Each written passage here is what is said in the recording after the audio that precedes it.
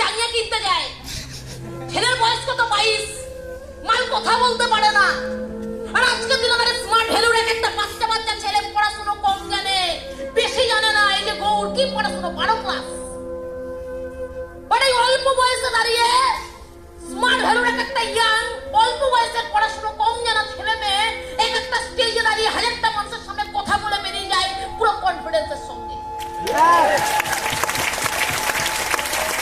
বুঝে গেল? মালটাকে পার করো ট্রেনিং থেকে। এই যে কালো তার পাশের জন কি করতে ট্রেনিং আসতো, দাঁড়াও তোমার পাশের জন এ পাশে, হ্যাঁ স্ট্যান্ড আপ টিং করে ঘন্টা বাজে।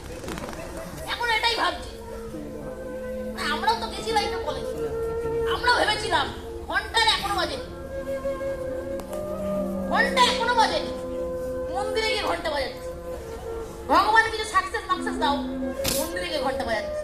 এই থাইল্যান্ডে গেলাম ঘন্টা বাজালাম, সাকসেস দাও। বোঝা গেল কি বোঝা গেল? তো বেরিয়ে আসতে হবে দুনিয়া থেকে, রঙিন দুনিয়া থেকে, স্বপ্নের দুনিয়া থেকে বেরিয়ে আসতে হবে। দেব কি করলো? সিনেমাতে নায়িকার বাবাকে এসে বলছে চ্যালেঞ্জ নিবি না শালা। গার্লফ্রেন্ডকে বসালো, বাইক নিয়ে বেরিয়ে গেল, চ্যালেঞ্জ নিবি না শালা। কি আমরা প্রেম করা করে কি ভাবছি, যদি শ্বশুরটা নাটক কি করে ডাইরেক্ট বলে দেবো চ্যালেঞ্জ নিবি না। হ্যাঁ কিনা? রিয়েল লাইফে করতে যাও পাটাম মেরে শেষ করে দেবে। হ্যাঁ কিনা? পা থাকবে না। এবার তুমি সিনেমায় দেখছো দেব বলছে শ্বশুরকে চ্যালেঞ্জ দিবি না শালা। এটা কি রুক্মিণীর বাবাকে গিয়ে বলছো, ওর গার্লফ্রেন্ডের বাবাকে? বলার প্রয়োজন হবে কেন? রুক্মিণীর বাবা চাইবে মনে প্রাণে আমার দেবের মতোই জামাই হোক। কেন? দেব সাকসেসফুল পারসন, 300 কোটি টাকার মিনিমাম প্রপার্টি আছে, প্রোডাকশন হাউস আছে, পলিটিক্স করে, মোটামুটি অ্যাক্টর, রেস্টুরেন্টের ব্যবসা, বিজনেস, অ্যাক্টিং, পলিটিক্স সব জায়গা দিয়ে ইনকাম। কোন বাবা চাইবে না আমার মেয়েকে দেবের সঙ্গে বিয়ে দেব? সব বাবা চাইবে। আমি যদি এখন বাড়িতে গিয়ে বলে, আমার বাবা বলে রেডি হবে, এখনই হলে এক্ষুনি দেব। সব বাবা চাইবে।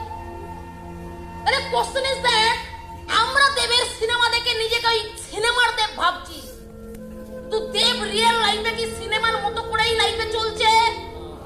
নো, দেব রিয়েল লাইফে ক্যারিয়ারে ফোকাস। একটা ইন্টারভিউতে দেবকে জিজ্ঞেস করছে বিয়ে করছো না কেন? গার্লফ্রেন্ড তো আছেই, বলছে সে তো করতে হবে, তো আলটিমেট ওরা একটু দেরি করে করো, এখন ক্যারিয়ারে ফোকাস।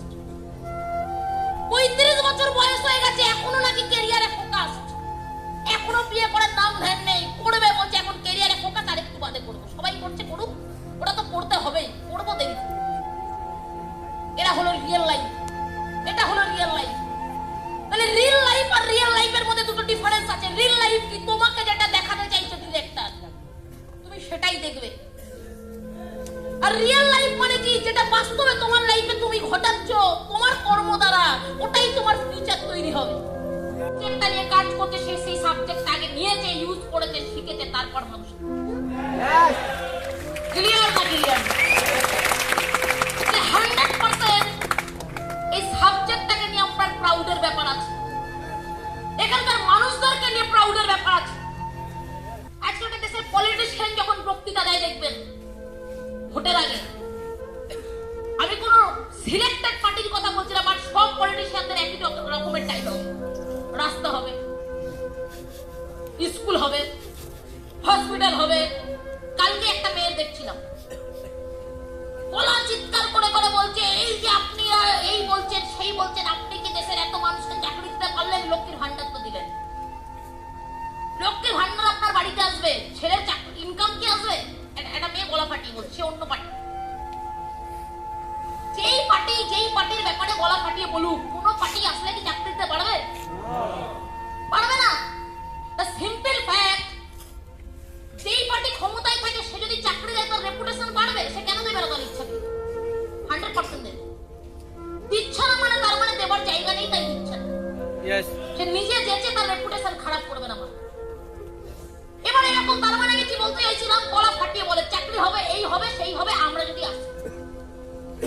কি হয়? আসার পরে হয়? এইটাকে বলে হিপোক্রেসি। আর আজকে দিনে দাঁড়িয়ে ইন্ডাস্ট্রিতে লিডাররা স্টেজে দাঁড়িয়ে যে কথাগুলো বলে, 3 থেকে 5টা বছর দাও, স্টেজ তোমাকে ওয়েলকাম জানাবে, স্টেজ তোমাকে ওয়েলকাম জানানোর জন্য ওয়েট করছে। যারা যারা 3 থেকে 5টা বছর দিয়েছে সবাই এই স্টেজে।